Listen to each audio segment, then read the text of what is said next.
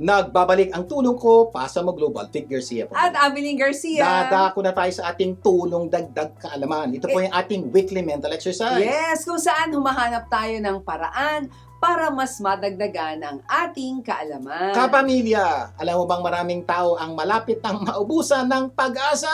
Marami na kasi lang sinubukan pero hindi naman nangyari. O, wala walang- namang kinapupuntahan. Correct. Totoo po yan. Oo. May mga tao pong ganyan. Kaya dumarating po sila sa punto, tigil na natin itong kalokohan ito. Ang dami kong lang ginawa. Wala naman nangyari. Napagod lang ako.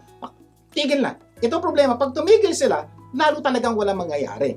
Kaya po napakaganda ng pag-uusapan po natin ngayon. O yung iba naman, ang ganda-ganda ng beginning pero naging pangit ang ending. Diba? Kaya nga madalas ang tanong ng madami, anyari? Nangyari. Ganda na Oo. simula mo Okay ka naman eh. Bakit pumangit? Yan. Ang ganda pong tanong nung anyari. Kasi po, ano yung nangyari? Because pag sinagot niyo po yung tanong na yun, it will give you a clearer understanding of the problem. At dahil alam mo na ang problema, malaki posibilidad na solusyonan ito. Yes. Kaya ikaw, may mga gusto ka bang sa buhay mo na hindi nangyayari? No? May gusto ka bang mangyari pero hindi nangyayari? Alam mo ba kung bakit ito hindi nangyayari? Yun pong napaka-importante. Kasi pag alam niyo na bakit hindi nangyayari at nasagot niyo na, anyari, malaki po posibilidad, malapit mo na maabot yung gusto mong mangyari. Ang malaking problema ay maraming pangyayari sa ating buhay ang hindi natin alam kung bakit nangyari. Oo nga, ba't nangyari? Ewan ko. May mga tao, Diba? ba't kayo naghiwalay?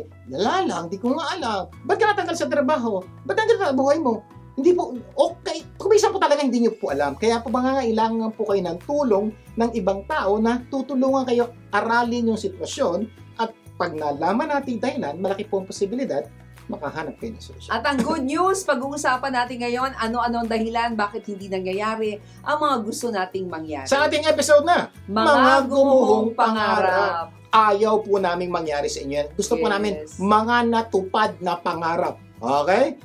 Ano yung mga dahilan bakit hindi naaabot natin yung mga dapat nating abutin? Isa-isahin po natin. Number 1, Unclear goals. Ayan. O baka hindi malinaw ang gusto nating mangyari. may mga pagkakataon po, kaya parang hindi naabot yung dapat nating maabot dahil sa atin hindi malinaw yung gusto nating abutin. Malabo. Malabo. May Oo. mga pagkakataon pala, naabot mo na, pero parang hindi pa, dahil ikaw mismo, malabo sa'yo, ang gusto mo mangyari. Labo ano? Oo. Para luminaw, paliwanag namin. Gusto kong umayos ang pagsasama naming mag-asawa. Yun ang gusto niya. Halimbawa, paano mo malalaman kung maganda na ang inyong pagsasama? Yung po ang problema. May mga tao po, Oo. Sir, ang New Year's resolution ko, ang goal ko for this year is umayos ang pagsasama naming mag-asawa. Pag-isipan mo mabuti. Okay naman yung gusto mong puntahan. Ang problema ko malaki. Paano malalaman kung naabot mo na maayos? Paano malalaman kung maayos ang pagsasama niyo? Oo. Ang hirap po. Ibig Unclear kasi yung goal eh. Magulo po kasi yung gusto niyo mangyari hindi malinaw o so vague. Ang hirap malaman kung naabot mo na. Isa po yan sa malaking dahilan bakit maraming tao parang hindi naabot yung gusto nilang mangyari. Kasi if you aim at nothing, you will surely hit it. Yun po ang problema. Hindi malinaw. Sa relasyon yan o sa ibang bagay naman. Halimbawa, sabi niya, ay naku, gusto kong yumaman. Okay. Oo. Halos lahat po ng tao gusto yan. Gusto kong yumaman. Malamang ikaw gusto mo rin yumaman. Ito malaking problema. Maraming tao kaya po na-frustrate at nawawala ng pag-asa, hindi daw sila yumaman. Ito tanong ko, paano mo ba malalaman kung mayaman ka na? Pakisagot mo mabuti. Paano malalaman? Basta alam ko na, pag mayaman ako, mabihira po yun.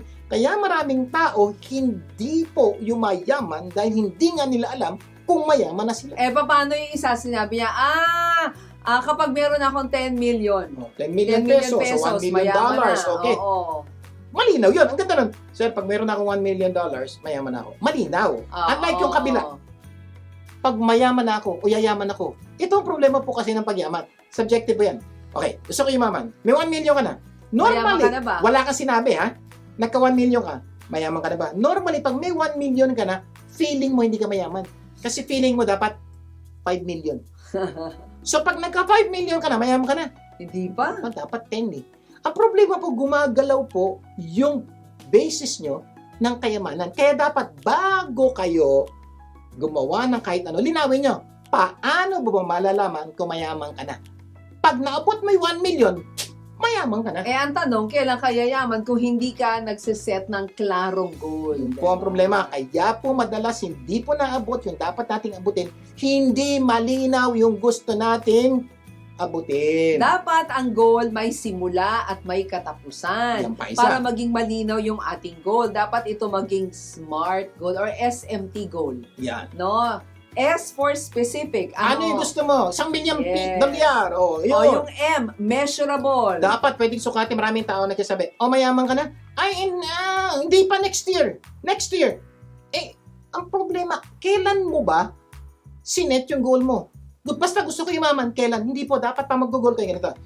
Gusto kong makaipon ng $10,000 sa taong ito. O malinaw, pag natapos tong itong taong to, malalaman mo na Kung na-achieve mo. kung na-achieve mo. Yun po, ibig sabihin, dapat may simula at may katapusan yung gusto nyo mangyari. O, letter T, time-bounded. Mm. Diba? Yung Oo, may dapat simula. simula at Oo. may katapusan. Yun yung sinabi mo kanina na dapat specific, magkaroon ng pera sa bangko ng ganitong amount, measurable sa halagang 5 million or 'di ba, time-bounded sa susunod na isang taon ma-achieve. So, lagyan nyo po, dapat merong amount at merong gaano katagal.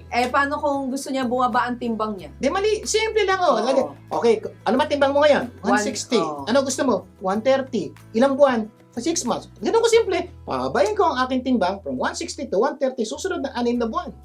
Ganun po. Simula Oo. sa araw na to hanggang sa araw na to. So, malinaw, pagdating po ng kalagitnaan ng taon, Bumaba mo ba? na. Hindi. Oo. Ganun po ang ibig sabihin ng dapat linawin yung gusto nyo mga. Ayun, specific, bumaba ang timbang. Measurable mula 160 to 130. Time-bounded sa susunod na 6 na buwan. Pag ganyan ang ginawa nyo, madali nyo na malaman kung naabot nyo o hindi. O, sa relationship, Ayan. ang goal niya, i-date ang asawa every Friday sa susunod ng 50 taon. 50 years, Ano ba? matindi, oh. O kaya hanggang sa Oo. dulo ng walang Till hanggan. death do us part. O, specific yun. Oo. Di ba? Ano yung specific doon? Linggo-linggo. I-date. Every Friday. Diba? I-date mo. Oo. So, yun po yung mga bagay na kailangan, every time nagagawa mo yun, achieve ka. Successful ka. Oo. Napakaganda talaga na meron tayong specific, meron tayong measurable goal, at saka may time-bounded goal. Pag ginawa nyo po yun, malaki po ang posibilidad, maabot nyo na yung gusto nyo maabot. Kaya po, kung meron kayong goal, iayos nyo na. Na dapat, ano yung gusto mong gawin, gaano ang gusto mo, at kailan ka magsisimula, kailan ka matatapos, malaki posibilidad po maabot mo na pangarap mo. Marami pa tayong pag-uusapan, ha? Sa aming pagbabalik, itutuloy pa natin ang ating kwentuhan. Magbabalik pa ang tulong ko. Pasa mo, Global. Huwag bibitin. Tulong ko, asa mo, gaganda ang